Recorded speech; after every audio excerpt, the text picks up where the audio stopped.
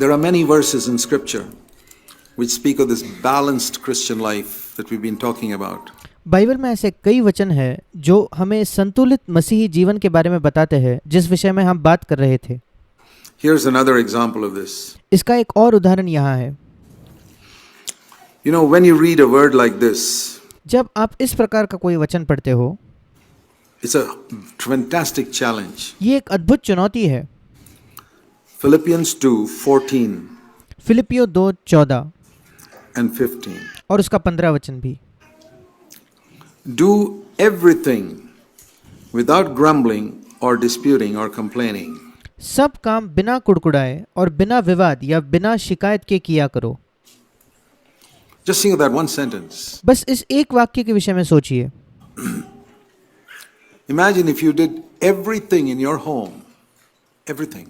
कल्पना कीजिए अगर आप आपके घर में हर चीज, सब काम Every day, हर दिन morning till night, सुबह से लेकर रात तक without ever complaining or grumbling, बिना शिकायत किए, बिना कुड़कुड़ाहट किए, from morning till night, सुबह से लेकर रात तक, both you and your husband or wife.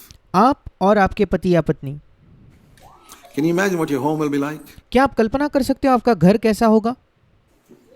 It'll be heaven on earth. वो इस पृथ्वी पर स्वर्ग के समान होगा। You think the devil will allow that? No. क्या आपको लगता है शैतान उसकी अनुमति देगा? No. कभी नहीं। He'll allow something to come up वो कुछ ना कुछ आने देगा to make you grumble about something or complain about something, or this is not done or that is not done. जिसके वजह से आप किसी बारे में कुड़कुड़ाहट करो या शिकायत करो और आप ये सोचो कि ये नहीं हुआ है, वो नहीं हुआ है, Or some misunderstanding. या कोई गलतफहमी। What a word it is. क्या ही वचन है ये। To do everything without grumbling or complaining. Is this a small thing? कि हम सब काम बिना कुड़कुड़ाए और बिना शिकायत के किया करें, क्या ये कोई छोटी बात है? No. नहीं। It says that is the only way, verse 15, और यहाँ लिखा है कि ये इकलौता मार्ग है, 15 वचन, that you can prove you're a child of God. जिससे आप साबित कर सकते हो कि आप परमेश्वर की संतान हो। Did you read that? क्या आपने उसे पढ़ा है? In the next verse? अगले वचन में, Do it like this so that you may prove that you are blameless and innocent children of God. तुम ये इसलिए करो ताकि तुम निर्दोष और भोले परमेश्वर के निष्कलंक संतान बने रहो, इस बात को साबित कर सको। In the midst of a crooked and perverse generation. टेढ़े और हठीले लोगों के बीच में। Now read, as I've often said, read the verse in its context. अब इसे ध्यान से और जैसे मैं हमेशा कहता हूँ इसके संदर्भ में पढ़िए। If you were to ask the average Christian, why do you call the world a crooked and a perverse generation? अगर आप आम मसीही, औसत मसीही से पूछो कि क्यों तुम इस संसार को टेढ़े और हठीले लोग कहते हो, Say it's full because it's full of adultery and terrorism and all that. No, no. और वे कहेंगे क्योंकि वो संसार जो है व्यभिचार से, आतंकवाद से, इन सारी बातों से भरा है, पर ऐसा नहीं। No, no. नहीं नहीं नहीं। In the context, the world is a crooked and perverse generation because they are grumbling and complaining all the time. इस संदर्भ में ये संसार टेढ़े और हठीले लोग इस वजह से है क्योंकि वे निरंतर कुड़कुड़ाहट करते हैं और शिकायत करते हैं। That's what's referred to here. यहाँ उस बारे में लिखा है। Read it in its context. उसे अपने संदर्भ में पढ़िए। In the midst of a crooked and perverse generation that are always grumbling and complaining all the time, you shine as lights in the world. टेढ़े और हठीले लोगों के बीच में जो निरंतर कुड़कुड़ाते हैं, शिकायत करते हैं, तुम उनके बीच में परमेश्वर के निष्कलंक संतान बने रहो और उसमें जगत में जलते दीपकों के समान दिखाई देते रहो। Nice to picture God looking down from heaven at the planet Earth. और मैं चित्रण करता था कि परमेश्वर स्वर्ग से नीचे इस पृथ्वी के ग्रह को देखता है। And everywhere he looks, every part of the earth, there are people grumbling and complaining about something or the other. और वो पृथ्वी में जब कभी देखता है, किसी भी हिस्से में वो क्यों ना देख ले, निरंतर कोई ना कोई किसी ना किसी के बारे में कुड़कुड़ाता है या शिकायत करता है। Grumbling and complaining about their parents or about the government or some new laws or some financial difficulty or वो कुड़कुड़ाते हैं, शिकायत करते हैं उनके माता पिता के बारे में, सरकार के बारे में, कोई नया नियम आ गया है उस वजह से, या किसी और कठिनाई के बारे में, some sickness or always कोई बीमारी या कुछ और चीज, something to grumble or complain about every single day. वो हर दिन कुछ ना कुछ खोजते हैं जिसके वजह से वो कुड़कुड़ा सके, शिकायत कर सके। And this is what God hears. और यही परमेश्वर सुनता है। Darkness, darkness, darkness. But in the midst of this earth covered with the darkness of grumbling and complaining here and there, He's अंधकार अंधकार अंधकार, पर इस पूरे पृथ्वी में जहाँ अंधकार फैला हुआ है, इसके बीच में वो यहाँ वहाँ कहीं जगह पर कुछ देखता है, sees some spots of light, कहीं ज्योति चमक रही है। a few of His children, उसके संतान में से कुछ, not all His children, a उसके सारे संतान नहीं, few of His children, उसके संतानों में से केवल कुछ, who never grumble or complain about anything, but are always giving thanks for everything. जो कभी किसी बारे में भी कुड़कुड़ाते नहीं, शिकायत करते नहीं, पर निरंतर हर समय वे सारी बातों के लिए धन्यवाद दिया करते हैं। How can we live such a life? हम ऐसा जीवन कैसे जी सकते हैं? That's how Jesus lived. यीशु इस प्रकार जिया। Here's the answer. उसका उत्तर यहाँ है। Philippians 2, the previous verses, we always read everything in context. फिलिपियो 2 इसके पहले के वचन, और हर समय बाइबल को अपने संदर्भ में ही पढ़े। In context, we can understand it. संदर्भ में हम बाकी वचन भी समझ सकते हैं। The last part of verse 12, work out your salvation with fear and trembling.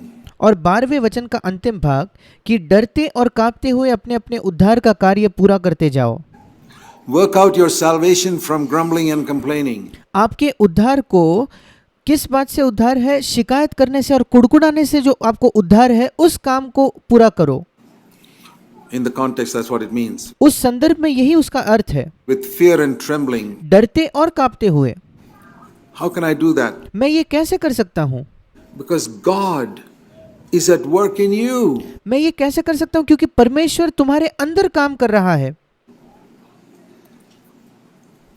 To make you fulfill His good will, which is to do all things without grumbling and complaining. जिसकी वजह से तुम उसकी इच्छा पूरी कर सको, जो ये है कि तुम सारे काम बिना कुड़कुड़ाए और बिना शिकायत के किया करो। That's how I see this passage. इस अध्याय को, इन सारे वचनों को मैं इस प्रकार देखता हूँ। So it begins with God working in me. और इसकी शुरुआत होती है कि परमेश्वर मेरे अंदर काम करता है। Here's the balance. और यहाँ संतुलन है। God working in me, परमेश्वर मेरे अंदर काम करता है, and then I work it out. और फिर मैं उसे बाहर कार्य में लाता हूँ। Then my inner life will correspond with my outer life. फिर मेरा अंदरूनी जीवन मेरे बाहरी जीवन से मेल खाएगा। I must open myself for God to work in me. It's not me determining, okay, from today onwards I made a resolution.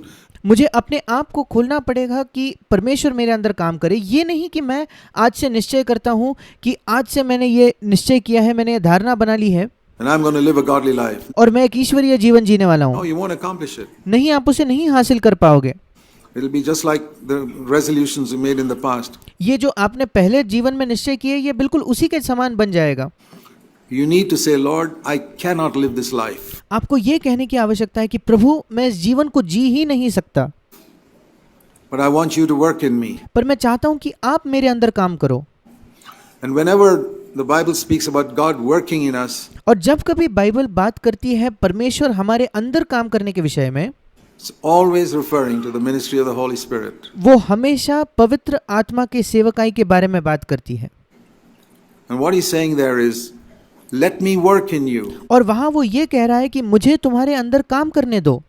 Listen to the voice of the Spirit पवित्र आत्मा की आवाज को सुनो and obey those promptings और पवित्र आत्मा जैसे चलाता है उन बातों को मानो and work it out. To work और उसे कार्य में लाओ। out is to do what the Holy Spirit prompts us within. और कार्य में लाना, इसका मतलब ये है कि हम बाहरी तौर पर वो करते हैं जिसे करने के लिए पवित्र आत्मा अंदर से हमें प्रेरणा दे रहा है। And we got to develop the habit of listening to the voice of the Spirit. और हमें इस आदत को विकसित करना है कि हम पवित्र आत्मा की आवाज को सुना करें, Like Mary. जैसे मरियम ने किया। In those days it was Jesus who was on earth, उन दिनों में यीशु था जो इस पृथ्वी पर था, the second person of the Trinity. त्रिएक परमेश्वर का वो दूसरा भाग था, दूसरा व्यक्ति था। Today it's the Holy Spirit, आज पवित्र आत्मा है, the third person of the Trinity. त्रिएक परमेश्वर का तीसरा व्यक्ति। But the Holy Spirit speaking और जब पवित्र आत्मा बात करता है, just like Jesus spoke when he was in Israel. बिल्कुल वैसे ही जैसे यीशु बात किया करता था जब वो इस्राएल में था। But we have to have ears to hear. Why पर हमारे पास सुनने के लिए कान होने चाहिए। did Jesus often say, he who has ears to hear, let him hear? क्यों यीशु मसीह बार बार कहता था कि जिसके सुनने के कान है वो सुने? It's a phrase that comes every now and then. ये एक कथन है यीशु का जो कई बार हम देखते हैं। It's because not everybody has the time or interest in wanting to listen to what the Holy Spirit is saying. उसकी वजह यह है कि हर एक व्यक्ति के पास ना तो समय होता है ना दिलचस्पी होती है ये सुनने के लिए कि पवित्र आत्मा उससे क्या कह रहा है। We think we can manage on our own, हम सोचते हैं कि हम अपने आप से कर लेंगे and we have to humbly acknowledge, और हमें नम्रता से ये मान लेना होगा, I cannot do it, Lord. मैं ये नहीं कर सकता प्रभु। And one of the reasons why God allows us to fail and fail and fail and fail और एक कारण क्यों परमेश्वर अनुमति देता है कि हम असफल हो असफल हो असफल हो और असफल हो, is to teach us that lesson. कि हमें वो ये पाठ सिखाए You cannot make it on your own. कि आप अपने आप से इसे कर ही नहीं सकते। I used to wonder in those days why God was allowing me to fail and be defeated and defeated and defeated. और मैं उन दिनों सोचा करता था कि क्यों परमेश्वर अनुमति दे रहा है कि मैं असफल रहूं और मैं हारा हुआ रहूं। And I now realize as I look back, even that was serving a purpose. और अब जब मैं पीछे मुड़कर देखता हूं तो मैं समझता हूं कि उसका भी एक उद्देश्य था। Because God cannot do a work in us until we have come to a complete end of ourselves. क्योंकि परमेश्वर हमारे अंदर तब तक काम नहीं कर सकता जब तक हम अपने आप के बिल्कुल अंत तक ना आ चुके हो। This is a great truth ये एक महान सत्य है that we see many times in the New Testament. जो हम नए नियम में कई बार देखते हैं। I see it pictured in the story of Lazarus, मैं उसको लाजरस की कहानी में भी इसका चित्रण देखता हूँ, who was sick. जो बीमार था। We read when Mary and Martha sent a message to Jesus saying, the one who you love is sick. हम पढ़ते हैं कि मरियम और मार्था ने यीशु को एक संदेशा भेजा ये कहते हुए कि तू जिससे प्रेम करता है वो बीमार है। Now, if you hear that somebody you love is very sick, you'd go immediately. और अगर आप ये बात सुनो कि आप जिससे प्रेम करते हो वो बीमार है तो आप तुरंत वहां जाओगे। But see how Jesus did it in John chapter 11. Have you noticed it? पर देखिए यीशु ने कैसे किया यूहन्ना इसके 11वें अध्याय में। क्या आपने इसे देखा है? In John chapter 11, यूहन्ना 11 में the sisters of Lazarus, it says in verse 1, John 11:1, was very sick. यूहन्ना 11:1 कहता है कि लाजर बहुत बीमार था। And Mary and Martha sent a message to Jesus saying, Lord, verse 3, he whom you love is sick. और मरियम और मार्था ने उसे संदेशा भेजा 3 वचन में कि हे प्रभु जिससे तू प्रीति रखता है वो बीमार है। He didn't even have to mention the name Lazarus. They knew he'd understand. उन्हें लाजर ये इस नाम का जिक्र तक नहीं करना पड़ा, वे जानते थे कि प्रभु समझ जाएगा। The one you love is sick. जिससे तू प्रेम करता है वो बीमार है। Sick means seriously sick. बीमार का मतलब वो गंभीर रूप से बीमार है। And listen to this. और इसे सुने। When, verse 6, when Jesus heard this, now if you and I heard it, we'd rush. 6 वचन में लिखा है जब उसने ये सुना, अगर आप और हम इसे सुनते तो हम दौड़कर वहां जाते। When Jesus heard this, he stayed जब उसने सुना तो वो उसी स्थान पर रहा। 2 more days in the same place. 2 और दिन वो उसी स्थान पर ठहर गया। Jesus acted so contrary to the way other human beings react. जब दूसरे मनुष्य जिस प्रकार प्रतिक्रिया देते हैं उससे यीशु मसीह ने बिल्कुल भिन्न, बिल्कुल अलग तरीके से प्रतिक्रिया दी। He heard that the one whom he loved is sick. Is okay, then we better stay here 2 more days. उसने ये सुना कि जिससे मैं प्रीति करता हूँ वो बीमार है और उसने कहा ठीक है अब मुझे 2 दिन और यहीं रुकना है। That's God's way. God says, my ways are not your ways. ये परमेश्वर के मार्ग है। परमेश्वर कहता है मेरे मार्ग तुम्हारे मार्ग नहीं है। My ways are as different from your way of acting as heaven is above the earth. मेरे काम करने के मार्ग तुम्हारे मार्गों से बिल्कुल उतने ही अलग है जितना स्वर्ग इस पृथ्वी से ऊंचा है। What was he waiting for? वो किस लिए इंतजार कर रहा था? He was waiting for Lazarus to die. वो लाजरस के मरने का इंतजार कर रहा था। And I get a spiritual lesson there और वहां से मैं एक आत्मिक पाठ सीखता हूँ that Jesus was waiting for Lazarus to become totally incapable of doing anything. यीशु मसीह इंतजार कर रहा था कि लाजर अपने आप के लिए कुछ भी करने के लिए बिल्कुल असमर्थ हो जाए या बिल्कुल भी काबिल ना हो, उस समय का वो इंतजार कर रहा था। Then he said, I'll come and do something for you. It has a फिर वो कहता है कि अब मैं आकर तुम्हारे लिए कुछ करूंगा। spiritual lesson for us. उसमें हमारे लिए एक आत्मिक पाठ है। As long as Lazarus was struggling to live, जब तक कि लाजर जीने का संघर्ष कर ही रहा था, he said, no, I can't come. उसने कहा नहीं, मैं नहीं आ सकता, Not yet ready. मैं अब तक तैयार नहीं हूँ। And day after day he sinks and finally he can't even lift a little finger. और दिन प्रतिदिन उसकी हालत बद से बदतर होती जाती है, जब तक कि वो एक छोटी उंगली भी नहीं उठा पाता। And then he dies. Then और फिर उसकी मृत्यु होती है, he can do nothing. And just to make sure he's dead, और फिर वो कुछ नहीं कर सकता। और ये सुनिश्चित करने के लिए कि उसकी मृत्यु हो चुकी है, they put him in the tomb and he's there for 4 days. वे उसे उस कब्र में रखते हैं और वो 4 दिन उस कब्र में होता है। And then Jesus comes फिर यीशु आता है and says, Lazarus, come forth. And he rises up. और वो कहता है लाजर बाहर आ, और वो जी उठता है। This I discovered is the way the Lord wants to work with me. ये मैंने पाया है कि इस प्रकार परमेश्वर मेरे साथ भी काम करना चाहता है। I cry to him, Lord, please come and help me. मैं उसे पुकारता हूँ, प्रभु कृपया आकर मेरी सहायता कीजिए, I need help, I'm sick. मुझे सहायता चाहिए, मैं बीमार हूँ। He says, no, वो कहता है नहीं, I've got to wait. मुझे रुकना होगा। Don't you love me? I am the one you love. प्रभु क्या आप मुझसे प्रेम नहीं करते? मैं वो हूँ जिससे आप प्रेम करते हो, Come and help me. No, आकर मेरी सहायता कीजिए। नहीं, I've got to wait for some more time. Do you wonder why the Lord's waiting? मुझे और कुछ समय रुकना होगा। क्या आप कल्पना करते हो क्यों प्रभु इंतजार कर रहा है? You're not answering some of your prayers. क्यों आपके प्रार्थनाओं के उत्तर नहीं दे रहा? You haven't died yet. You're आपकी अब तक मृत्यु नहीं हुई है, sick. आप बीमार हो। I know you're sick. मैं जानता हूँ तुम बीमार हो। Sickness is bad, but बीमार बुरी बात है, बीमारी बुरी बात है, He's waiting for you to die. पर वो इंतजार कर रहा है आपके मरने का। I mean spiritually, मेरा मतलब है आत्मिक तौर पर, inwardly. अंदरूनी तौर पर।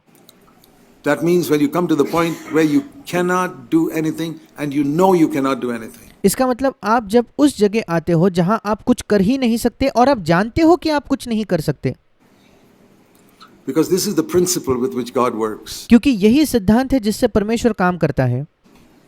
He waits until we give up वो इंतजार करता है जब तक हम बिल्कुल हार नहीं मान लेते, on thinking that we can manage it. Because ये सोचने से कि हम अपने आप से कर लेंगे। if we overcome in our own ability, we will take the credit for it. I क्योंकि अगर हम अपनी ही क्षमता में जीत हासिल करेंगे, विजय हासिल करेंगे, तो उसका श्रेय भी हम ही लेंगे। managed to come to that life मैं इस जीवन में आने में सफल हो गया हूँ where I never grumble or complain. जहां मैं कभी शिकायत नहीं करता, कभी कुड़कुड़ाहट नहीं करता, And that won't be victory. और वो विजय नहीं होगा।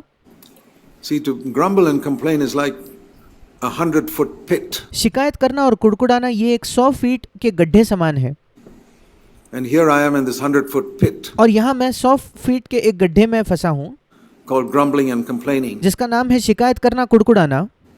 And I get delivered out of that और वहां से मैं छूट जाता हूँ, वहां से मैं बच जाता हूँ, and fall into a 1,000-foot pit called spiritual pride. और वहां से मैं 1000 फीट के गहराई के गड्ढे में गिरता हूँ जिसका नाम है आत्मिक घमंड, आत्मिक अहंकार। Is that victory? क्या ये विजय है? That's what happens to a lot of people. यही कई लोगों के साथ होता है। They get victory over some dirty habit किसी गंदी आदत से उन्हें विजय मिल जाता है, and then they fall into a much deeper pit called spiritual pride. और फिर वो ज्यादा गहरे गड्ढे में गिरता है जिसका नाम है आत्मिक घमंड, They don't even realize it. और वो उसको समझ भी नहीं पाते। And God doesn't want to give us that type of victory because that's a defeat. और परमेश्वर हमें इस प्रकार का विजय नहीं देना चाहता क्योंकि ये तो एक हार है। He wants to bring us to a victory where I will not fall into that pit called pride. वो हमें एक ऐसे विजय में लाना चाहता है जहां हम उस घमंड के गड्ढे में ना गिरे। And that the only way he can do that is by allowing us to repeatedly fail. और इकलौता मार्ग जिससे वो ये कर सकता है वो ये है कि वो हमें बार बार असफल होने दे, Till we come to an end of ourselves. जब तक हम अपने आप के बिल्कुल अंत तक ना पहुंच जाए।